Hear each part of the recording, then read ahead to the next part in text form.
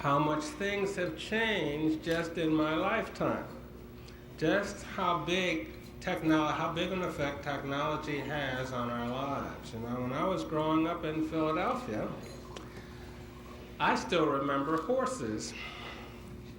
horse-drawn carriages in Philadelphia, and that sort of makes me feel real old. But I remember horse-drawn carriages in Philadelphia. The milkman used to have a horse-drawn carriage, and he used to put milk on the front step. And we used to have the iceman come by. He used to have a man come by who sold blocks of ice, okay? He sold blocks of ice to put in your ice box as the refrigerator. And we as kids used to run out and chip off pieces of ice from his blocks of ice while he's hauling a block of ice into somebody's house to get something cool to suck on during the summertime. So we've come a long way since horses on the street.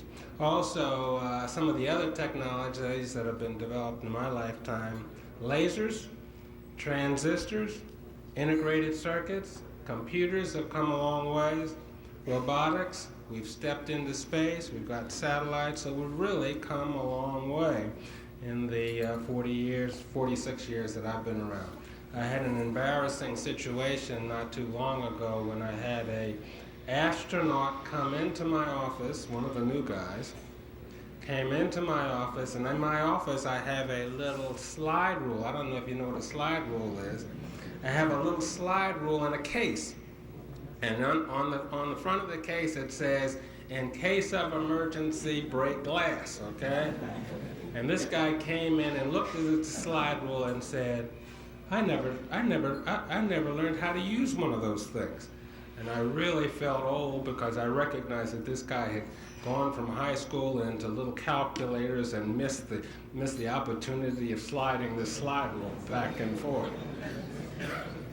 But we've come a long way. You know, when I think about aviation, we've come a long way even in aviation, because when I remember growing up, I remember just propeller airplanes. I remember my first ride on an airplane was on a 4-engine Constellation with the 3 tails, and I remember how noisy it was riding on that thing.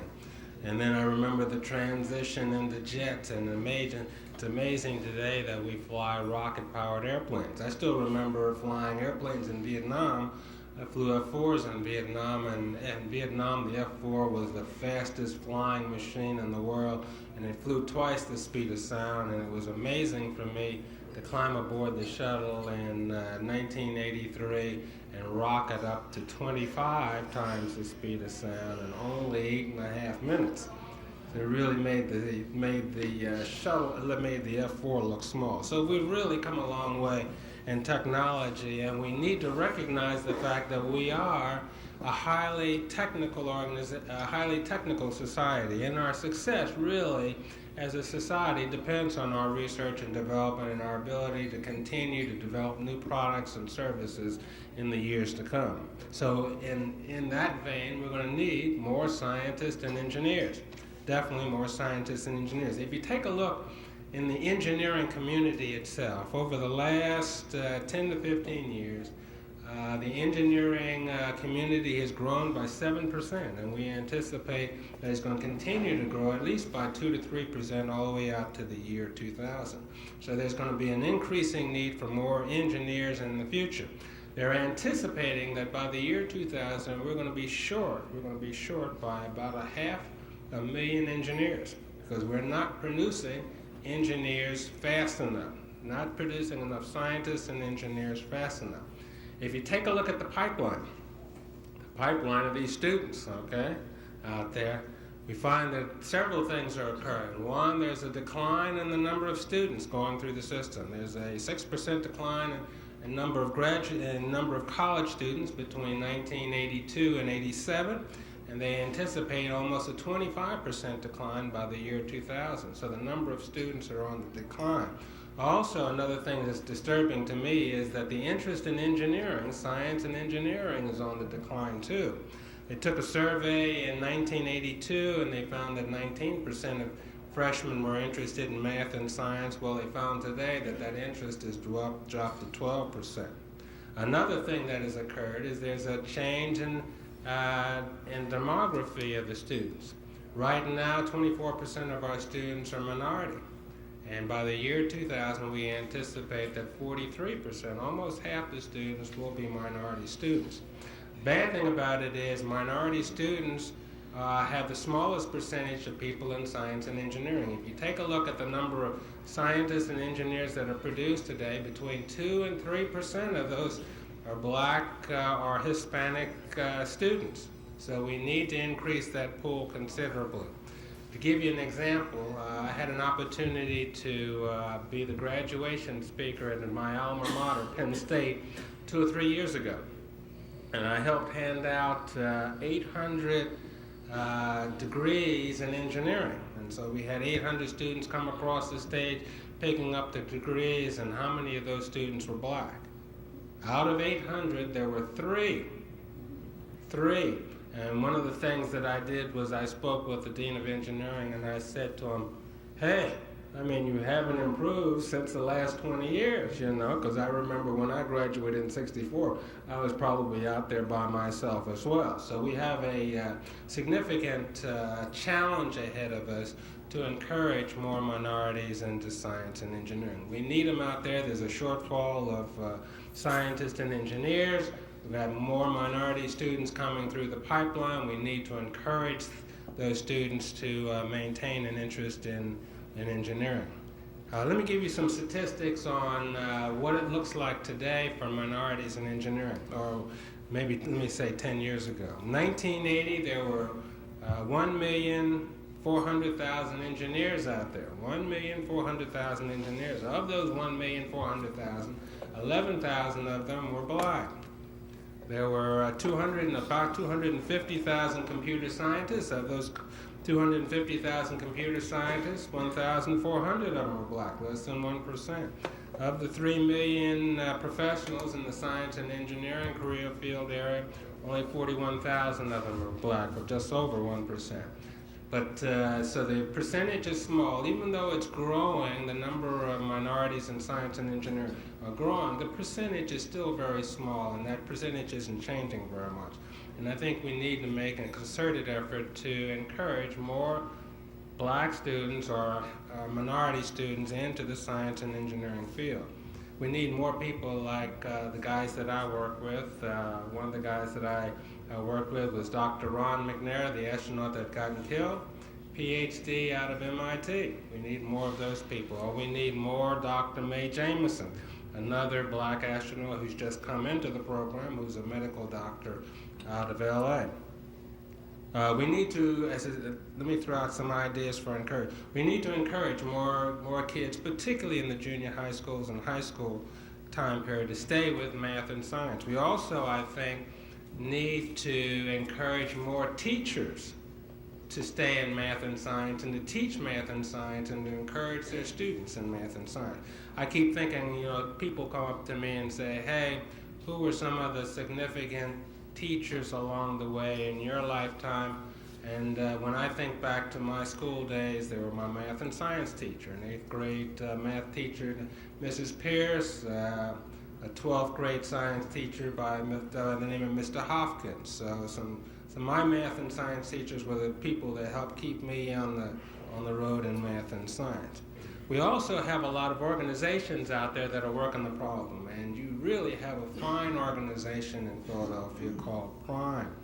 And it's an organization, it's a consortium of businesses that are working with minority inner city schools kids to encourage them to stay in math and science. They have colloquiums to have these kids meet role models. They help the students with their homework on the weekends, and then there's a session where during the summer some of these students, high school students, go out and spend some times at the various colleges, and I think that's a very good program. There's also a program in Pitt that also does the same thing. So I think we need to encourage more of these organizations that encourage more of our kids into math and science. And finally, I think we need to have more role models out there, once again being the Bushes, to support or to encourage kids in math and science. I think if we do that, we'll increase the pool. I'd like to also congratulate Cheyney University for their program in technology and engineering. I noticed that you have a 3-2 program where you've teamed up with Temple and Pitt and Howard University to establish a degree program where students can get engineering degrees, and I want to congratulate your organization for that. And I'm hoping that in the years to come, as we approach the 20th century, you'll see more minorities out there as scientists and engineers and program managers.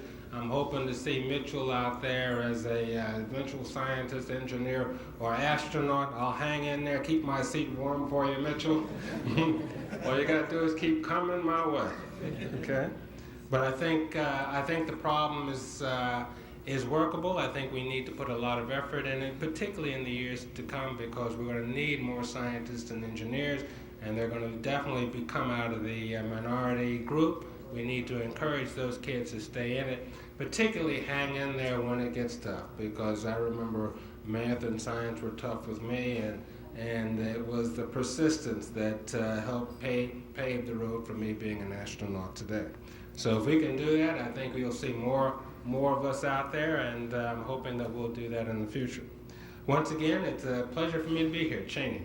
It really is an honor to be here, to be a part of this organization, to talk about what I do the most, or enjoy the most, and that's flying in space and talking with kids about science and math. Thank you much.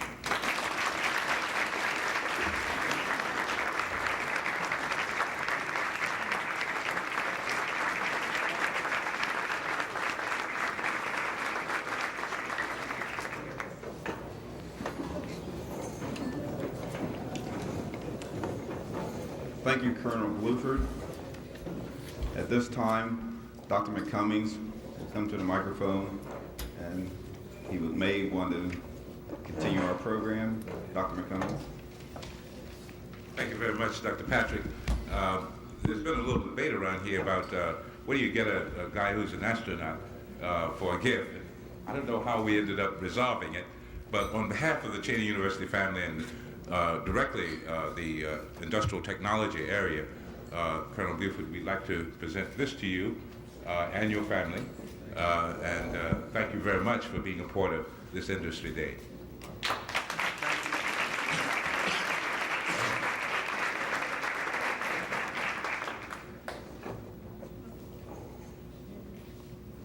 I had an opportunity, Cheyney has always tried to stay on the cutting edge of things that are very important. Last year, at least 4 years ago, we brought aboard Dr. Gene Moore, who is our planner on this campus, and we've been talking a great deal about a strategy room. Is that what we call it, Jan? Yeah. Okay. And we had the opportunity not too long ago to visit Boeing, and Ms. Jan Gardine allowed us the opportunity to see the strategy rooms and planning rooms at Boeing.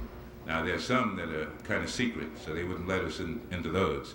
But we got a good idea about how we will also develop on this campus a planning room for the university, so that as we contemplate the future, we will do it with some deliberation and with some clarity about where we need to be going. And certainly the kind of things that the Colonel spoke about are the things that we are very, very interested in. How do we get our young people to become those productive engineers and scientists and other professionals that we will have to have in the 21st century. It is my pleasure to give this certificate of appreciation to Ms. Jan Gardine for contributions to the professional activities of the Department of Technology and Engineering and to Cheyney University.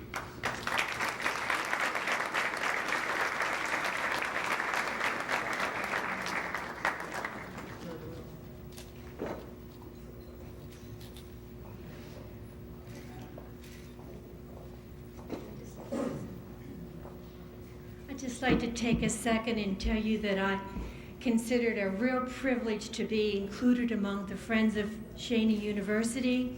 I just congratulate and commend Dr. McCummings, the faculty and administrative staff for leading his student body into the 21st century.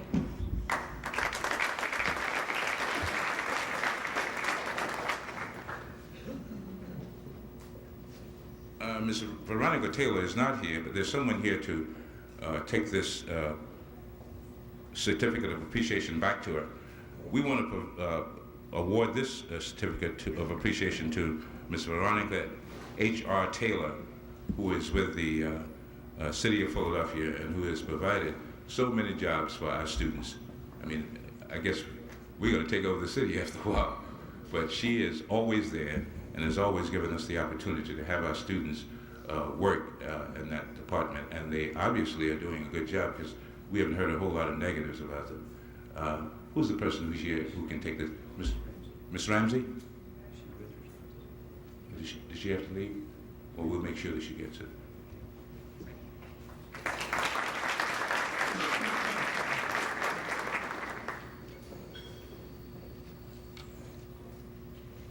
Chancellor, thank you very much. Before I turn the program back to Dr. Patrick, we have some sorts of gifts, you might say, and I'll ask the students over here if they pass these things out to our guests today. Please, Mr. Fleming, the students around you, please. Okay.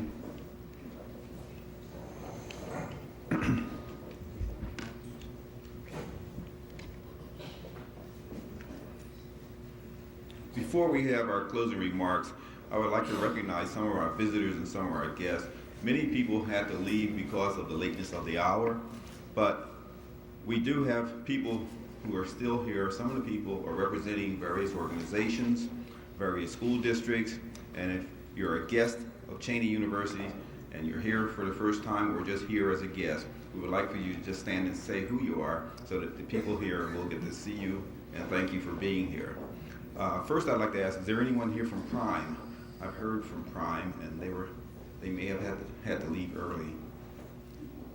Okay, I do see the school district of Philadelphia, and I see several other school districts and businesses. So I'll start from the left and move across the room. So I'll take the far table there.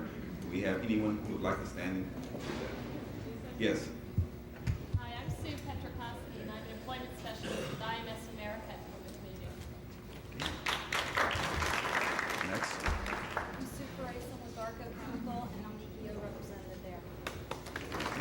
I'm Bert Griffin from Delaware County Vocational Schools. I'm Greg Hoffman. I teach commercial art at Fallcroft Technical School. I'm Jim Biddle. I teach information services at the vocational school in Fallcroft. I'm Diane Harris. I'm a supervisor with the School District of Philadelphia. Okay, we have faculty members. The next table here. Go ahead, Mr. Younger.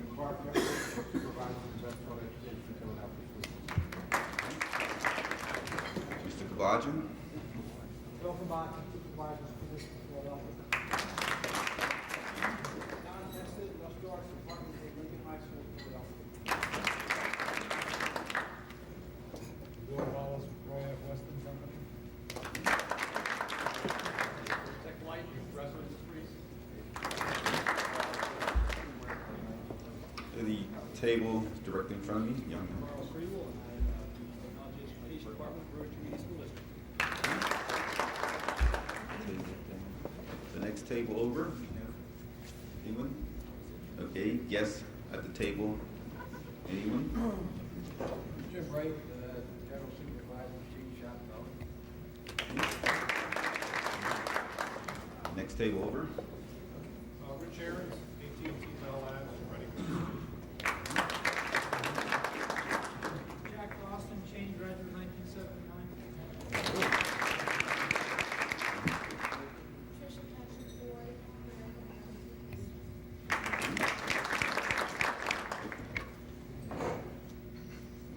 Next table over. I'm Ken Miller, Supervisor, Philadelphia School District. For Urban Ward of Pennsylvania State Police, who graduated Cheyney in 1981. Graduated 1980, Ashburn, Pennsylvania, Northern Youth.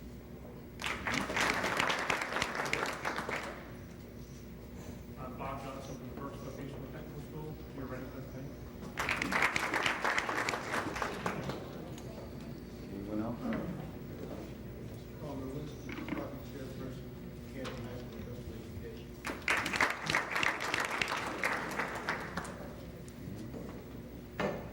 going to take the privilege of embarrassing one young lady here who did not stand and introduce herself. She was commissioned this summer on the USS Wisconsin, a very notable thing. The Navy brought into Philadelphia one of its few battleships. This battleship docked at Philadelphia. Commander Plesh, Captain Coleman, and Captain Plesh was very interested in having her commissioned on their ship. She's been honored in Washington. The Chancellor has named her as the She-He system, or the State System of Higher Education's military advisor to the Chancellor. At this time, I would like for Ensign Faust, representing Westchester University.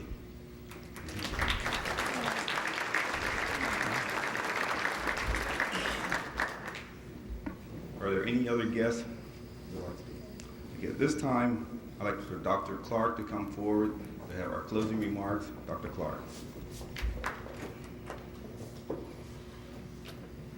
One way to make sure the Vice President for Academic Affairs doesn't talk long is to put him at the end of the program and talk about how late it is. Colonel, it is indeed our pleasure to have you here again, and we look forward to bringing you back after you make your Sunday stroll in 1990. Now, I have to say that the committee, the advisory committee, and the faculty members who planned this affair have surpassed themselves again. So let's give them a round of applause.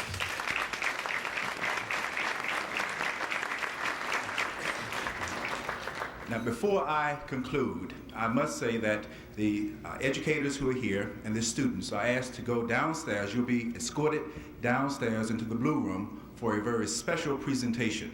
Now, as George had mentioned, in the back, we have some gifts for you, and it is our custom to give our friends and our visitors gifts. Now, Colonel, you have something for the family, but what I like to do, George already gave you a t-shirt, but what I would like to do is to give this to you for your wife. This is a Cheyney cap. It has on the top of it, and many of the people here have the same kind of cap. It says the talented 10th, and this is for your wife. Not only that, we want her to know that Cheyney loves her, okay? Thank you. Now, you can call me a stargazer if you wish, but I've got to have your autograph, and I'm going to ask you publicly for it. Thank you. Just before I conclude our program, I would like to have Dr. George Kukor come forward.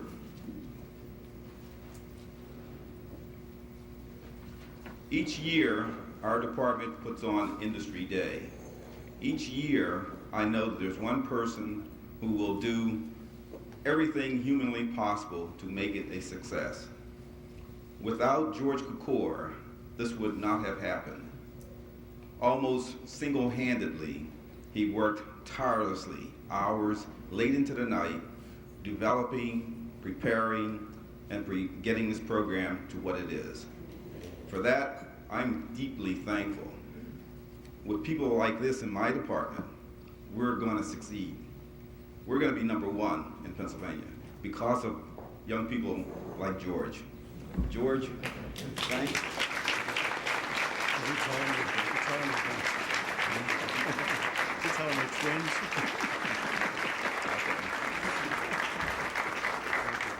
George wanted me to remind you that we're twins. But this concludes our program, and thank you for coming. If we can have the folks who are the educators, they'll go down that stairs, and the first door to the right will only be for about 10 minutes. Mr. Fleming will take the rest of you folks back to the auditorium. Thank you so much for coming.